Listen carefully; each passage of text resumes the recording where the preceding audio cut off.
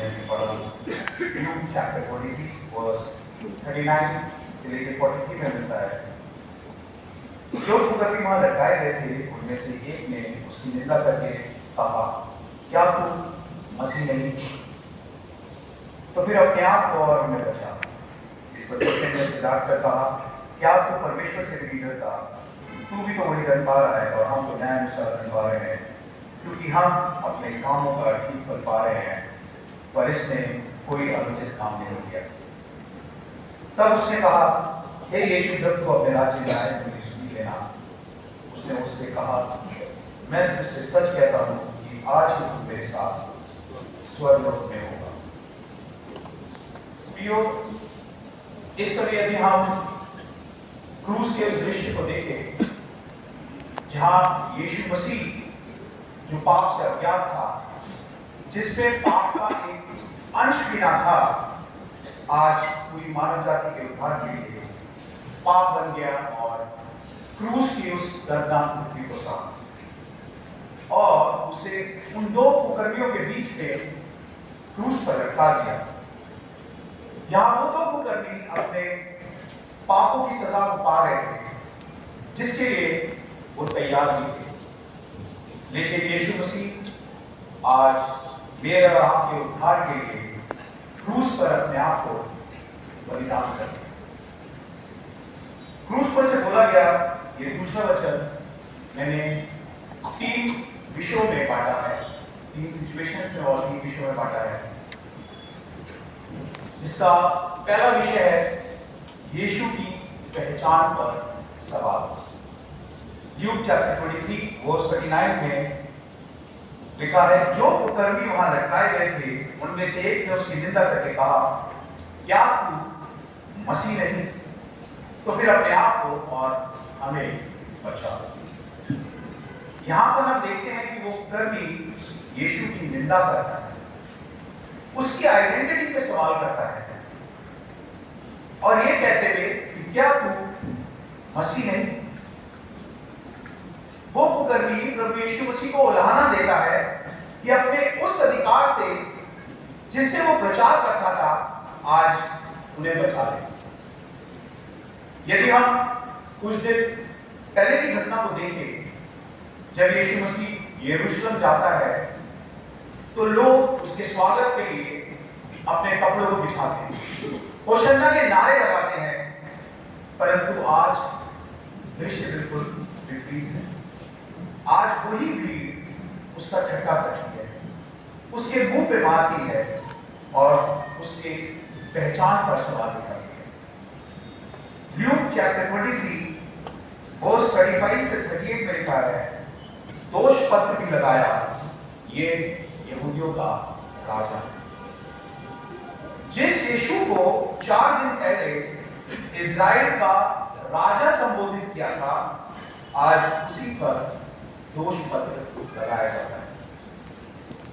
क्रूस पर लटकाए जाने से पहले भी प्रभु यीशु मसीह की आइडेंटिटी, उसके पहचान पर सवाल किए गए थे। मैं 2 एग्जाम्पल्स पढ़ना चाहता हूं।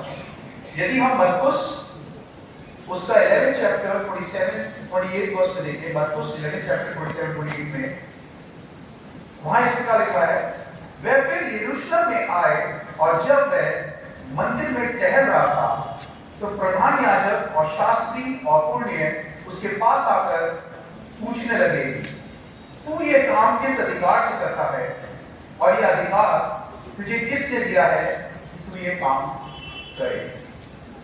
और दूसरा एग्जाम्पल लूका चैप्टर 22 वर्स 66 से 70 के बीच में लिखा है, मैं जब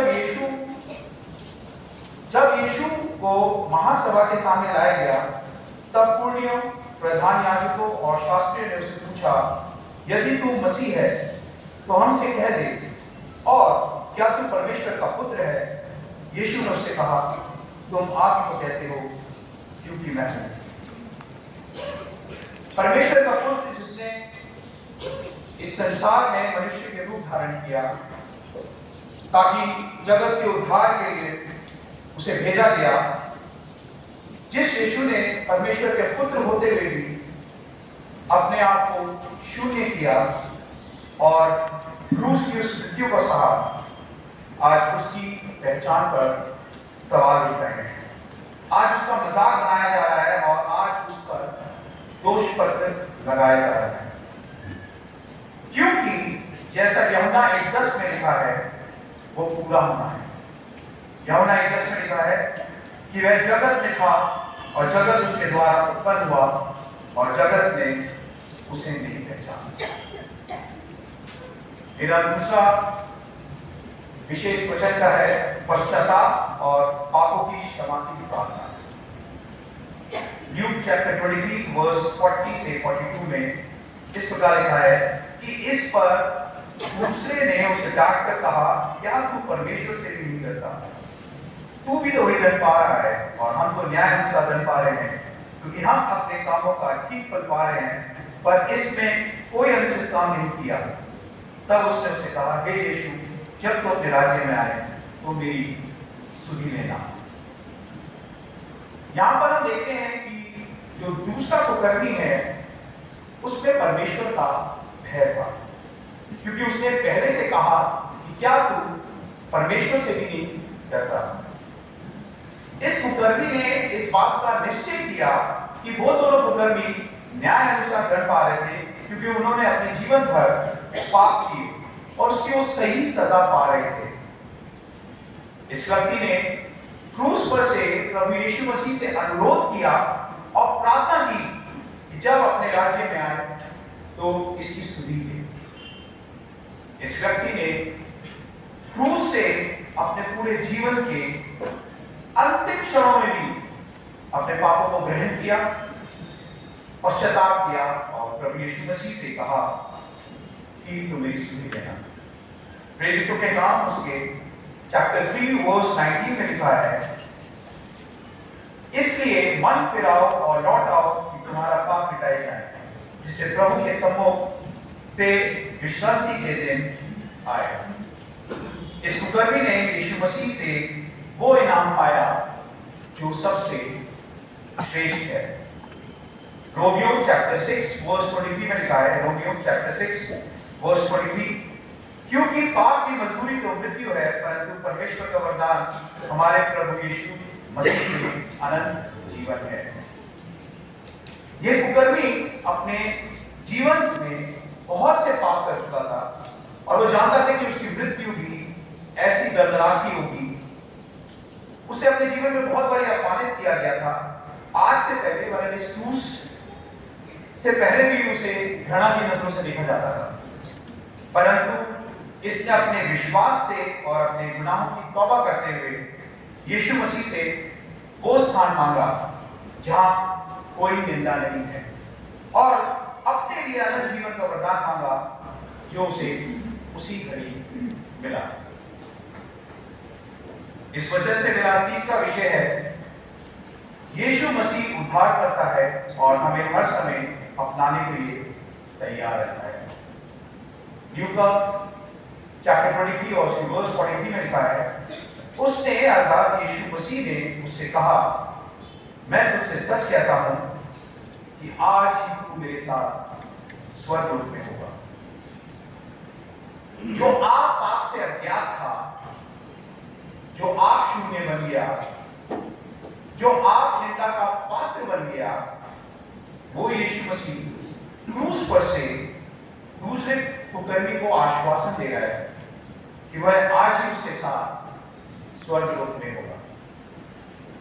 रोमियो चैप्टर 23 वर्स 23-24 में लिखा है, रोमियो चैप्टर 3 43-24, इसलिए कि सब ने पाप किए हैं और परमेश्वर की महिमा से रहित हैं, परंतु उसके अनुग्रह से उस छुटकारे का द्वार जो मसीह यीशु में है से बेधर्मी ठहराए जाते हैं। भी अक्सर हमारे मन में ये सवाल होता है कि हमने बहुत से पाप किए हैं और शायद हम परमेश्वर के राज्य में ना जा पाए, परंतु आज क्रूस पर से यीशु हमें स्वीकार करता है, बशर्ते कि हम अपने पापों का अंगीकार करें और मन फेराएं। पहला यूहन्ना उसके 5th चैप्टर वर्स 13 में लिखा है, मैंने तुम्हें जो परमेश्वर के पुत्र के नाम पर विश्वास करते हो इसलिए लिखा है कि तुम जानो कि अनंत जीवन तुम्हारा है। यीशु मसीह हमें उद्धार का आश्वासन देते हैं और चाहते हैं कि हम उसके वचन पर चलें और अनंत जीवन के वारिस बनें। जो व्यक्ति अपने कुकर्मों की सजा को भुगत रहा था और न्याय अनुसार सजा पा रहा था, यीशु ने उसे अपने राज्य में प्रवेश कराया। तो हम सब जो जिसे यीशु रोज हर पल और हर घड़ी चिताता है कि हम अपने पापों को माने और अंगीकार करें और फिर दोबारा उस पर ना चलें, तो यीशु हमें भी उद्धार वरन अनंत जीवन देगा। प्रियवान में मैं आप सबसे ये कहना चाहता हूं कि क्रूस पर से यीशु मसीह ने एक ऐसा उदाहरण ठहराया कि कैसे हम अपने विरोधियों को क्षमा करते हैं और विश्वास और पश्चाताप के सामर्थ्य से मृत्यु की दशा में भी हम उद्धार और अनंत जीवन पा सकते हैं। लूका चैप्टर 19 वर्स 10 में लिखा है, क्योंकि मनुष्य का पुत्र खोए हुओं को ढूंढने और उनका उद्धार करने आया है। प्रियो, आइए आज हम अपने आप को जांचें और परखें, कहीं हम दुनिया की इस भीड़ में खो तो नहीं गए हैं, कहीं हम पाप की दशा में अपने प्रभु यीशु मसीह से दूर तो नहीं हो गए हैं। जिस प्रकार उस कुकर्मी ने अपने अंतिम पद में क्षमा मांगी और उसे बचा लिया गया और मसीह के साथ स्वर्गलोक में प्रवेश कराया, आइए आज हम भी प्रभु यीशु मसीह से अनंत जीवन की मांग करें। मेरे विचार में आज सबसे खुशनसीब व्यक्ति वो दूसरा कुकर्मी है, क्योंकि पाप की उस अवस्था में भी रहते हुए अपने पूरे जीवन में जिसने शायद बदनामी, घृणा और अपमान सहा, आज उस कुकर्मी के पाप यीशु मसीह के लहू के वसीले से धुल गए और उसका नाम जीवन की पुस्तक में आ गया। इस दूसरे वचन से हमें आशा मिलती है कि हम किसी भी घड़ी यदि विश्वास से यीशु की ओर देखेंगे और अपने आप को इनकार करेंगे तो अनंत जीवन के हकदार होंगे, क्योंकि अंत यही अंत नहीं वरन एक नया जीवन की शुरुआत है। यह वचन परमेश्वर की असीम प्रेम और कृपा को दर्शाता है और आश्वासन देता है कि हम तुरंत उसके राज्य में प्रवेश कर सकें। परमेश्वर हम सभी को आशीष